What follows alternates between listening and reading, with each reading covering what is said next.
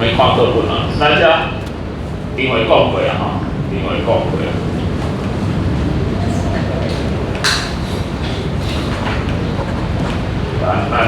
咱为课本。咱今日讲的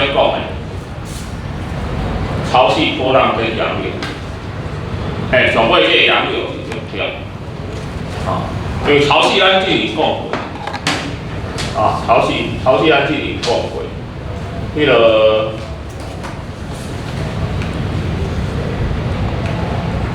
来安怎吼，水位差，所以我甲讲者，这有敢有人去过？这里嘿哦，横五七美，我去过多少刀？没有，有人去过这里吗？横五的七美，那里有机场哈，横五马公机场可以飞七美。高雄哈有吗？高雄也可以飞。什么？高雄可以飞七美。有哈。你有去过吗？有。有哈。我去过好几次马公。我没有去过。比赛但是一直没有去过那个西美。我觉得横五不错。横五那地方不错。我有几道去跑那个横五马拉松哦。他5岁的时候就跑。他5岁的时候就跑。也有。我那个为马公吼，马公的台语是马经吼，因为伊早马祖经吼，是马公吼。你从马公跑到跨海大桥，再跑回来，这样全马42公里。然后我那时候跑的是远航办的远航马拉松，因为朋友迄个所在哦，只有夏天才是旅游季。冬天都北季风起来哦，你要去骑出来拢骑袂知啊！你要去旅游，那个风吹到，所以澎湖的冬天哦，没有人去。它只有夏天，从大概4月开始，一直到大概最多到10月吧，人就越来越少。所以迄个澎湖的马拉松都办于11月，因为他要鼓励人家再去玩。我就参加一次，那远航办的，我去跑了一次，没多久远航就到了。好，跑去的时候，正好迎着那个东北季风，冷死。我告诉你，不过我告诉你，如果反过来你更惨。因为跑去的时候是前半程你比较有力气，所以你可以迎着风。等到回来的时候你是被风推着往前跑。你若倒变过啊，你若去的时阵顺风等来逆风你就回不来了啦。后半程你崩溃。来，这七星石路。伫咧拿迄个 logo 的形状所以迄轮球的时阵上头的时阵，这海水走落来，鱼就对迄落海，因为这像 logo 嘛，有的收过来第一层，有的收过来第二层，到退潮的时阵我卡死了，因为你涨潮是这样子顺着这样游过来，然后游到第二层。如果你退潮要等的时阵你除非助时通过这个小缺口过来，通过这个小缺口过来，你通过第一次你还没机会通过第二次，大部分的鱼都要卡你家，卡你家。所以不用捕鱼，就是涨潮退潮之后，退潮完大家就去捞那个被搁浅的鱼了，因为它出不来。好，这个是利用潮汐的水位变化来捕。生活影响，咱之前潮汐，顶下是潮汐讲过给涨潮，还有港口啦、钓鱼啦，这种民生。好来，咱第下看波浪，海边的波浪，啊，海边的波浪，你若去海水浴场哈，比较麻烦就是有波浪，所以大家不太喜欢去海水浴场游泳。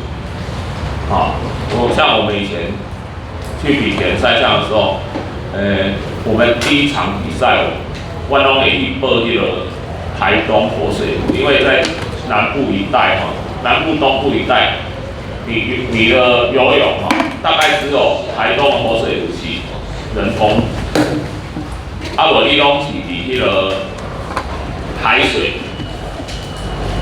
游海水跟游泳池差很多。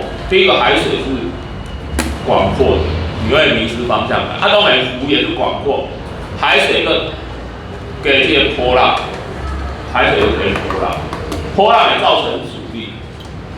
有时候助力对你也不是什么好事，因为助力是从后面过来，也有可能把你淹没。我都细汉的时候，我细汉就是还没有到穿游泳裤的年龄，穿短裤的落水。其实阮爸带我去亲戚游泳，伊给我带去海边来哦，伊家己伫海面上睡觉，我爸可以在海面上睡觉。其实你们试试看都可以，因为海水的密度大，你想放轻松哦，不要乱动，然后气息饱，然后水平躺在海水上，你是可以在海面上睡觉。如果说海浪打来，你就会被打成。不过海浪只有在近海的地方有，你哪它横就是上下起伏而已。所以我们把个遭遇横的收窄。等你一般困过头，突然看不见陆地了，然后你有可能被卷走。我把底下，我请一下短裤底下瘦小身躯跟海浪搏斗。给我一个浪打来哦，我整个人就这样翻哦，连头都擦撞到地上，还有往把人家捆，还有没有被卷上去？不过因此就学会游泳。依照我的笑亏啊，那个问男孩子说，怎么教一个女生游泳？教女生游泳这有内涵，我告诉你，你要温柔的扶住她的腰部，然后呢，讲到一半想起来，这个女生是谁？我妹妹啊，踢一下水就好了啊，擦一下水。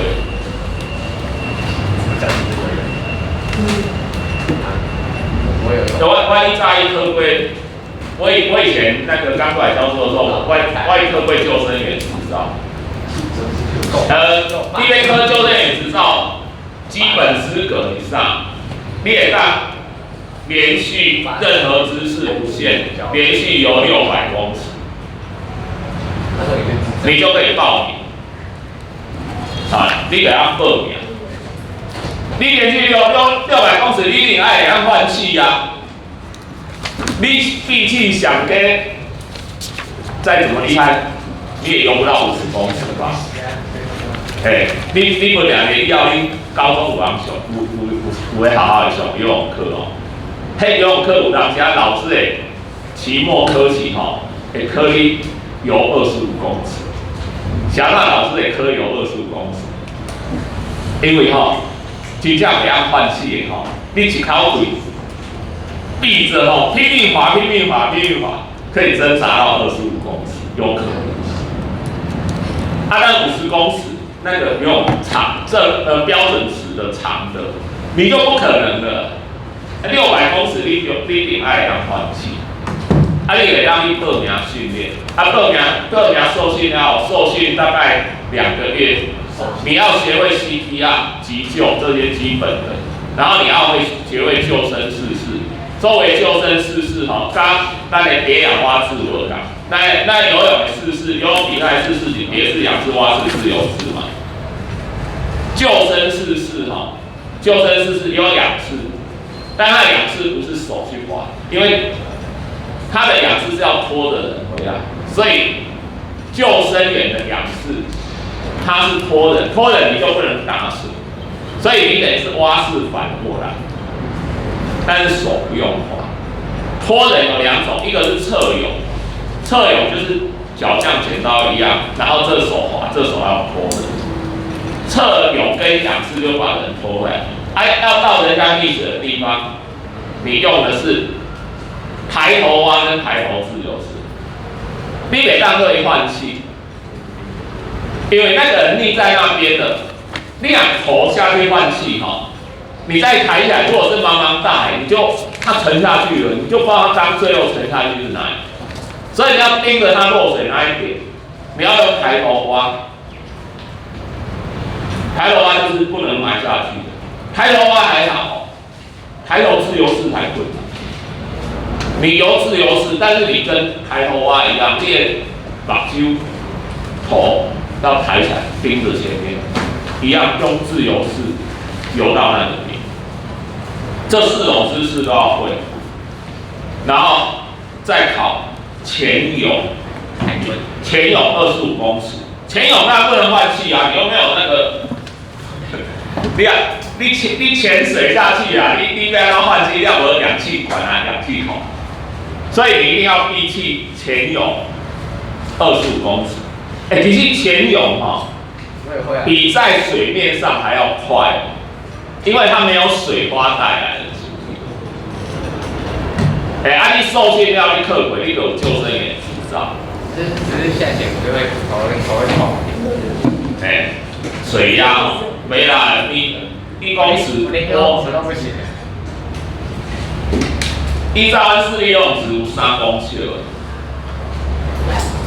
你要游到迄3公尺吼，迄真正无好比，你会感痛那个水压。我也知道那个绿岛去浮潜啊，没有工具就这样游。然后我就看到珊瑚哈，热带鱼告水耶，你不用出远海，你就在海边这样子游出去，你就看到满满的珊瑚跟热带鱼，很漂亮。就我伫那个很美的珊瑚热带鱼游吼，我忽然看到那个，因为我会游泳嘛，所以我游泳要出去，我游到大概底下3公尺深的海，那更漂亮。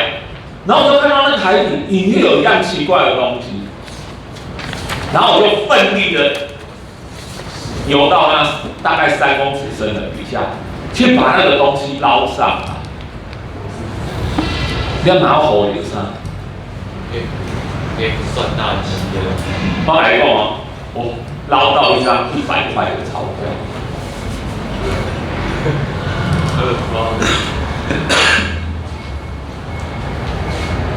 真的哦，我吼起来哦，我的同学都在笑我，说你居然可以在那个花花绿绿的热带鱼，它那个看着那个钞票啊，那3公尺啊，那个吼起来，我说你真是标准人家讲的见钱眼开。我一整坦白那一哈，我们去绿岛蓝屿玩了1个礼拜，你知道我们玩1个礼拜花多少钱？一个人我来讲，一个人平均1个礼拜花1500块，这1500块，高雄到台东国光号来回500，绿岛蓝屿的船票500，也就这1500光这个交通费去了1000，剩下的500，我们3个人1个礼拜食衣住行娱乐，一个人花500。怎么花的？自己带罐头，自己带面条，自己带账，没有住的钱，没有在餐厅吃饭的钱，全部野炊。就是野外求生。这个我告诉你，我们唯一一次上馆子是吃什么，你知道吗？是因为我捞到那100块，我们就拿着这100块。到面店叫一碗50块的阳春面，你看啥拢无食，迄物件遐贵了啊！一碗面50块，一碗阳春面50块，阮3个人食，是讲做大碗就对了。那是我们在岛上唯一花的钱。他们年轻就是这样，省钱省得要命。啊，你进无港啊？我现在也省钱啊。真的吗？你们年轻人会省钱？我觉得我都给别人花钱。对啦，你今卖省钱啊，因为父母无要互你钱，你个应该省钱啊。我问你，如果你们，我们有很多老师的小孩，他们开始上班赚钱哦。我也上班赚钱。就他们就常听说，现在的小孩哈，一上班赚钱，动不动就出国玩，因为你现在出国要跟爸妈要钱嘛，你自己赚钱了，可是你想想刚赚钱那个薪水一定不高嘛，我们薪水当那么久，薪水算蛮高的哦。我们出国的频率都没有小孩多，也就是说，他们大部分的钱是没扛起来呀。出国也好，听演唱会也好，花钱不熟了。所以我讲量，可是我一直，我就跟我们那些老师讲你卖两瓶啊。他们这种观念你不能说他错。我们也不能说我们对。真正我讲，你趁钱无开扛起来，万一有一天战争爆发，所有财物归零，谁对啊？他花得很开心了，已经花了，我们辛辛苦苦存起来，存到结果发生战争了，财物归零。之前也没得花，到时阵，你讲那小孩做的对还是我们做的对？你知嘞？这世界这东西很少一定的答案。再播啦，来，东南亚大海啸，后来风点构筑嘛。东南亚大海啸死了好几万人，那是地震引起的。当时有一个英国来那边度假的一个高中女生，全家来度假，她在海边玩。她在海边玩，她忽然看到海水有一个现象，海岸线急速的退去。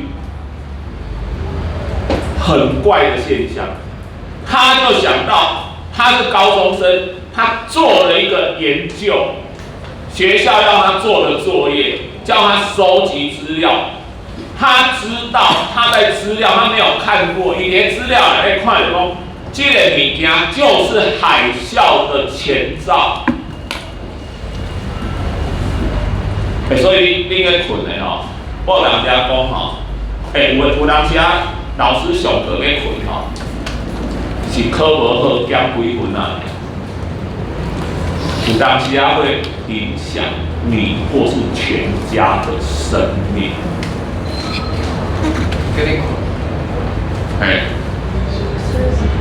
他因为知道了有做这个研究，冲回去旅馆。他全家都还在旅馆，他自己先到海边来。他冲回去旅馆，叫他们家人东西都不要管了，赶快往高处冲。他周围的人全部糜烂，他们一家因为他的警示，全家人就因为他在高中校园里面写的那个报告。他知道，你今仔日听到海水浴场，忽然看到海水急速的退升，要高潮，这就是海啸的前兆。浪要比较高，咱都无去，都一道有名都无啥。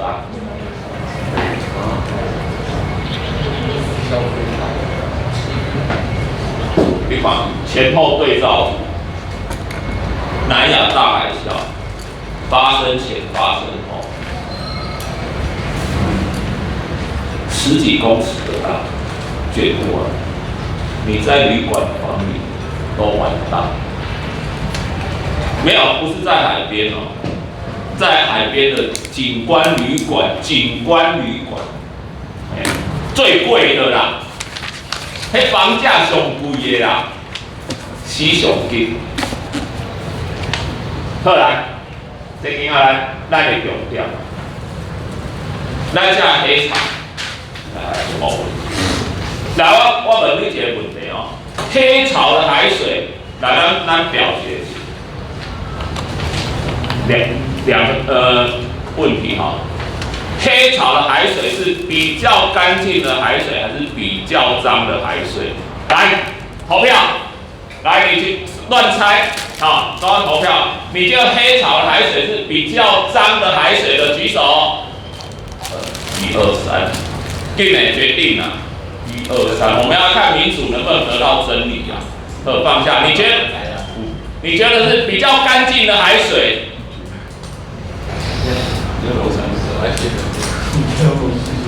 好多一点。答案是比较干净。我说这是民主得到真理。我感觉你要有这种警觉。当老师问你这个问题的时候，如果它是比较脏的海水，我问你干嘛？所以，当人家问你这个问题的时候，你就反直觉。想要这个黑潮比较干净，很简单啊，阳光线照进海里面，杂质会反射光线。如果海水没有杂质清澈的，光线就透过去，你看起来海水就是深色黑的。所以悬浮物多的海水看起来就比较白，这都正常的。你以后买车吼，我来讲，白色的车容易脏还是黑色的车？你路上看到那个放几天不洗车容易脏的是白色的还是黑色的？黑色的。想嘛，灰尘是浅色的，黑色的媒体那灰尘的颜色上去，就不要跟你的衣服裤子做类比，不然最反直觉。来，这洋牛，你有看过《倚天屠龙记》无？我今仔讲一个故事，张无忌到冰火岛，从中国沿岸漂流到冰火岛，推测，因为冰火岛是永昼永夜的啊，故事里面金庸讲的啊，所以底下有一篇文章就讲，他可能在阿拉斯加沿岸啊，所以根据美国的属地原则，张无忌登陆了阿拉斯加之后，张无忌就是美国人了啦。所以张无忌后来回来接任明教做主之后，他跟波斯的总坛之间闹翻了啊。波斯是什么？波斯就是现在的伊朗啊。张无忌是美国人啊，所以美国伊朗的战争仇恨就从张无忌那时候就开始了啊，就种下这个因缘的啊。现在打那么厉害，就是《倚天屠龙记》里面就有记载。荷兰。重点是金庸有一个讲座的，这个洋流1年4季都是这样子。所以张无忌根本不是因为季风，他从冰火岛又回来，季风不会。所以张无忌若能顺着洋流回来，他有可能是他的父母啦带着他一定是怎样？绕一圈，他一定要绕一圈才能回来啊，因为1年4季都你这个方向。这是咱的洋流。来，上重啊！夏天黑潮主流，黑潮支流，这是跟季风有关的是这中国沿岸流。夏天的时候西南季风停，啊，西南季风停。按我们冬天一阵沿岸流落来，所以黑潮的支流到这边被沿岸流逼过去南海，所以同样的纬度，你也看哦，台湾东部在冬天的时候，平均温度都比这一边高，然后恒春这里，想要来恒春，就是黑潮主流支流都影响恒春半岛。这个是乌鱼嘛是沿岸流而来的，所以洋流跟我们那个渔场有很大的关系。那你看，我们讲。